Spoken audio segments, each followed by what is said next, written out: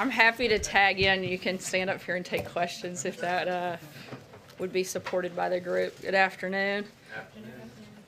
Due to all the events at the White House today, the president being out, we'll keep this fairly quick. Also, I flew back in this morning, so bear with me a little bit, but it's great to be back with everybody. After traveling with the U.S. presidential delegation to the Winter Olympics closing ceremonies led by Ivanka Trump, the entire country is very proud of our athletes. Not only did they perform well in their events, they did it with extraordinary class and sportsmanship. On a personal note, it was a real privilege to meet many of our athletes and their families, and they are just as impressive off the field as they are on. In addition to the athletic competition, these Winter Games were also important from a diplomatic perspective. On Friday, the United States announced the largest ever set of new North Korea sanctions. Companies and countries around the world should know that the Trump administration is 100% committed to the permanent denuclearization of the Korean Peninsula. And we are watching closely who joins us in fully enforcing United States and United Nations sanctions. We will continue to lead a campaign of maximum pressure on the regime. We also believe that there is a brighter path available to North Korea. They have expressed a desire to hold talks, but let us be completely clear. Denuclearization must be the result of any dialogue with North Korea. Until then, the United States and the world must continue to make it known that North Korea's nuclear and missile programs are a dead end. Here at the White House today, the President was pleased to welcome America's governors. The governors participated in breakout sessions on pressing issues facing our states. Perhaps most importantly, the President led a session on safe schools and safe communities. It was a productive dialogue with our state leaders and came on the heels of other listening sessions the President hosted with survivors, students, teachers, family members, and local officials. The President is committed to ensuring the safety of our schools and communities, and he wants to hear ideas from Americans of all backgrounds and beliefs. He believes we must make our schools a much harder target for attackers. We must protect the rights of law-abiding Americans while keeping guns out of the hands of those who pose a danger to themselves and society. And we must create a culture that cherishes life and human dignity, condemning violence rather than glorifying it. The President will not rest until these goals are achieved. Finally, I'm pleased to officially announce the first state visit of the Trump administration. The President and First Lady will welcome President and Mrs. Macron of France to the White House on April 24th. This visit will advance American and French cooperation on economic and global issues and deepen the friendship between the two countries. And with that, I'll take your questions. John. Sarah, does the President believe that Sheriff Israel of Broward County should step down, and also the Broward County deputy who has been who resigned, Scott Peterson, has come out with a statement saying he believed that he was acting appropriately. He thought the gunfire was coming from outside the school, and that he was taking steps to ensure that he was in a position to be able to respond to this. Could I get your response on both of them? Sure. The President feels, in terms of his employment, that should be left up to local officials to make that determination. But he has been very clear in his public comments on how he feels about the situation specifically. But that's a decision that should be left up to local officials. And Sheriff Israel, should he step down? Again, those are decisions that should be left up to the local communities and the local officials, and not the President. Margaret. Sarah, can you specify, the President did not mention whether he actually wants the age limit still lifted to 21, something he had previously spoken about. Can you clarify if that's still his position? Will lawmakers be coming to the White House, and did the President mean to say today that he will be asking for a law to be crafted on bump stocks if it doesn't follow through this executive directive he's asked the ATF to craft? A lot of questions. Let me see if I can answer all of them. I'm sure you'll remind me if I missed something. On bump stocks, the President did sign an executive memo directing the ATF and Department of Justice to work on outlawing bump stocks, so we don't have to wait for a legislative fix. However, if we cannot find an administrative fix, we would support a legislative solution to complete that. On whether or not he's going to be meeting with lawmakers, the President is planning a meeting for Wednesday with bipartisan members of Congress. We'll have further details on that later in the week. to discuss different pieces of legislation and what they can do moving forward. In terms of, I think the last question you had was the age limit. Something's still being discussed, but a final determination and legislative piece has not been determined on that front yet. Is that why he didn't mention it today, but he had mentioned it in the past? Is he reconsidering how that should be implemented? In terms of the concept, there's still support for that, but how it would be implemented what that might look like is still very much part of the discussion. Shannon. Under General Kelly's new policy on security clearances, can you describe how many people today lost their access to classified information today? As we've said many times before, we're not going to discuss individual clearances. That goes to a broader number or an individual number, so I'm not going to get into that today, just as I haven't in the past. Were there any administration officials who lost their access? That would, again, be discussing security clearances, which our policy has always been not to do so, so I'm not going to change that today. Mara? Thank you. Does the president believe that background checks should apply to gun shows and internet sales? The president believes that we should look at strengthening background checks, and we're looking at all of the different ways to do that and haven't made a final determination on what that should look like. I do think that will be certainly a large part of the conversation that takes place later this week when he visits with lawmakers. One more question on guns. The House bill, which he has expressed support for in the past, has a provision that the NRA calls constitutional carry. Basically, it would allow people with a concealed carry permit in one state to carry it to states, even if those other states don't allow concealed carry. Is the president for that? I know he has been in the past. I haven't talked to him about it recently, so would have to follow up with you. Dave? Sarah, the president's been getting a lot of pushback during the governor's meetings about his proposal to allow more adults in schools to carry guns. Governor Inslee this morning, for example. Has the White House heard from any jurisdiction, any school board, any state that is actively pursuing this, where they don't already have that authority? We definitely heard from individual teachers and school personnel that support it, but look, we're not advocating for the arming of every single teacher in the school. There are teachers and other school personnel who have experienced pre-existing training and the desire to be part of something like this. We're still listening and making and determining the best steps forward, but we think that hardening our schools and protecting our students with trained personnel is a viable path and one that we're very much looking at. But a final determination on what that would look like hasn't been made, and will certainly involve state, local, and federal officials all weighing in, which is a lot of what you've seen over the last couple of weeks. We've had a number of different stakeholders involved. I think you've had some voices from the very most conservative to the most liberal side, and we're looking to bring all of those groups together and determine the best path forward to do the very most that we can to make sure we're doing everything under the administration's purview to protect America's kids. What did the president think of Ivanka's answer to NBC when she said she didn't sound completely sold on the idea either? She said it was something to look at, but she wasn't sure whether it would work. Look, this is something, like I just said, that is part of the discussion, and that's what we're doing right now. It's what we did last week. It's what the president did this morning. What we're going to continue to do on Wednesday with lawmakers from both sides of the aisle to make that determination. Olivier? Thanks, Sarah. You mentioned North Korea in your opening remarks. The president today said that Russia is flouting international sanctions on North Korea. Are there going to be any consequences for that? And as you also mentioned, the possibility of dialogue. Who from the administration would take point on that? The president would be the lead in taking point on anything that would move forward in terms of whether or not there will be any consequence. I'm not going to weigh in ahead of time, and we certainly have never broadcast what we might do, but it's something the president does take very seriously. Jordan? Thanks, Sarah. Some conservatives on Capitol Hill want concealed carry reciprocity to be included in a package of gun legislation. Is that something the White House also supports? Yeah, I just answered this for Mara, but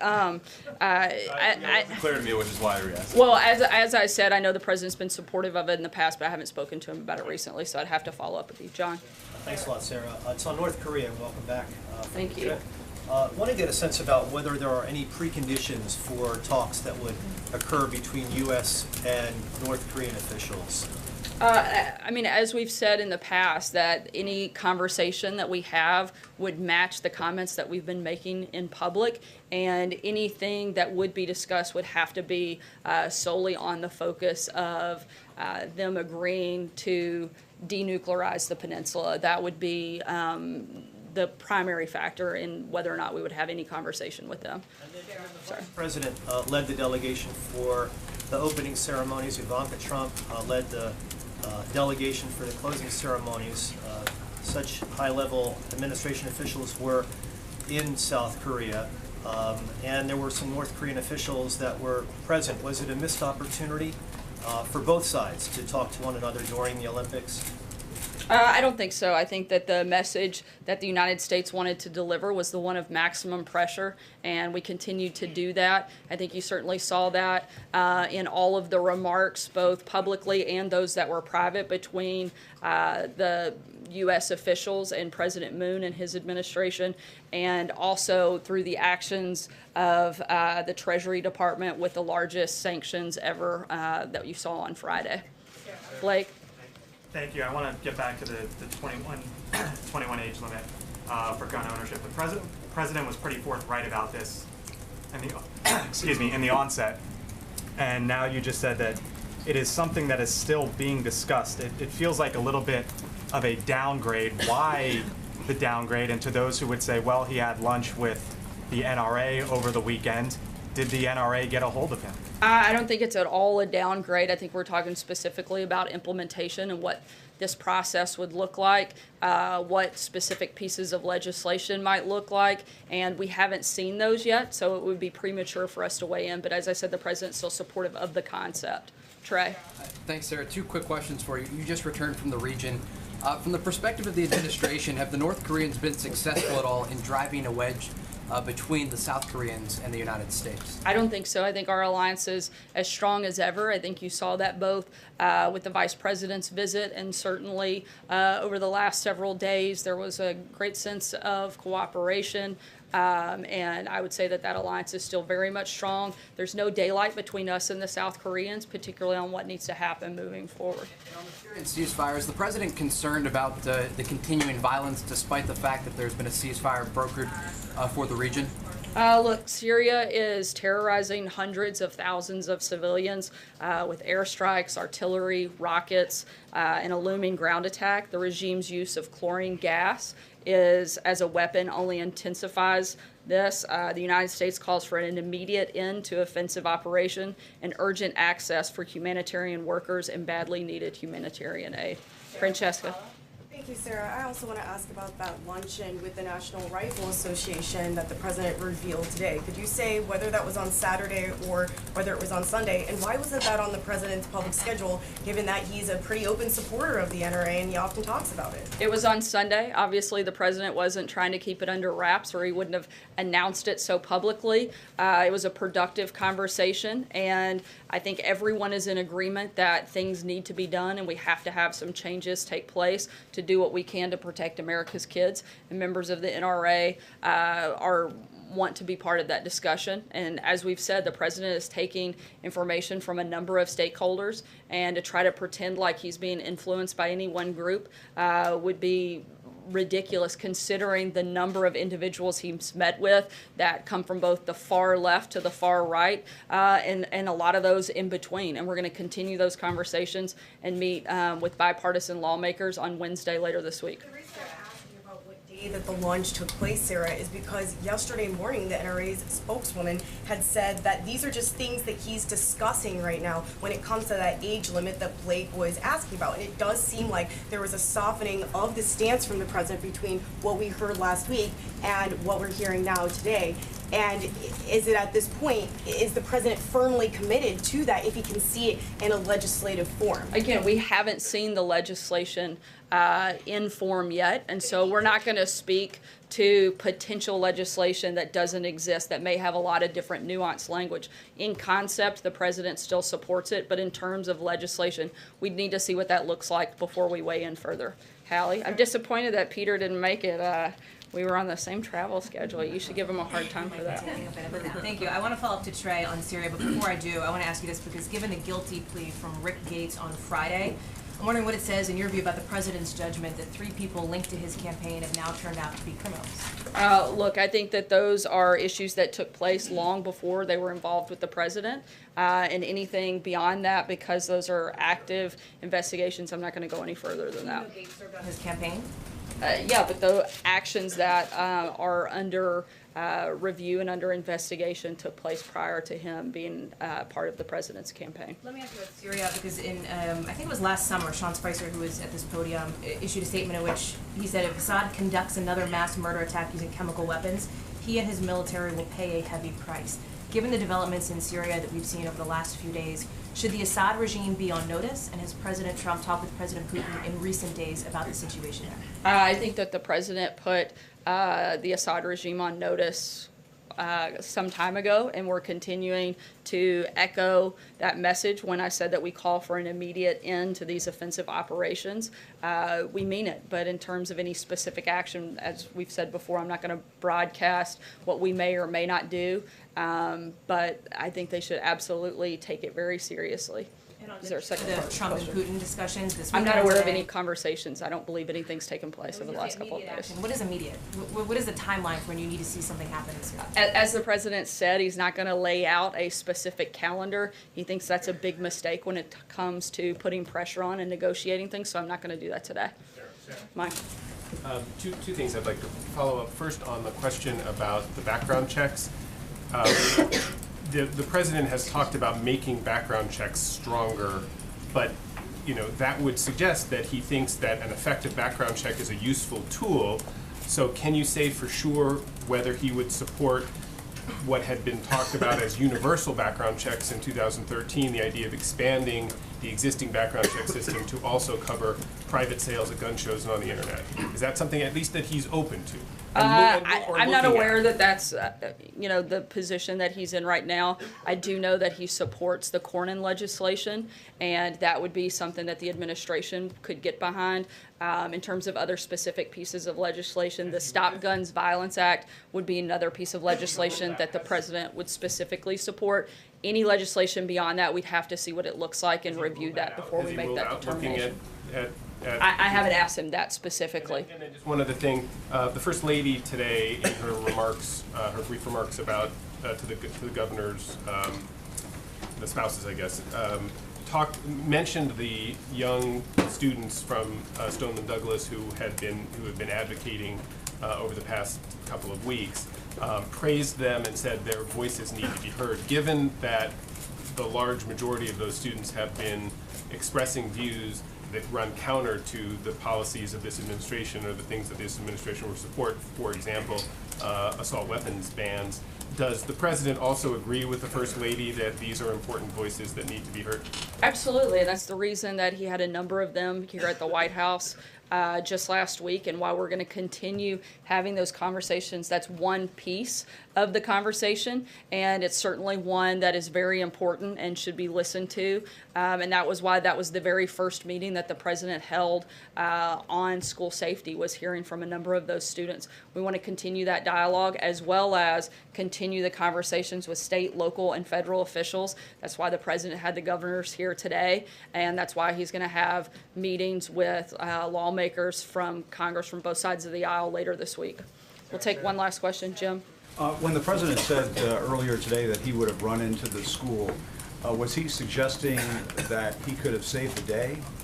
I think he was just stating that as a leader, he would have stepped in and hopefully been able to help, as a number of the individuals that were in the school, the coach and other adults, and even a lot of the students stepped up and helped protect other students. I think the point he was making is that he would have wanted to have played a role in that as well. Can I just follow up on that? Is he trained in firing a weapon? Is he trained in using a handgun or a firearm of some sort? I don't think that was the point he was making. He was saying that he would be a leader and would want to take a courageous action, and a lot of the individuals that helped protect others that day weren't carrying firearms, which I think shows that you can be helpful in that process without it. We're worried that if you have a lot of people inside these schools with weapons, that this could turn into a situation like the Wild West.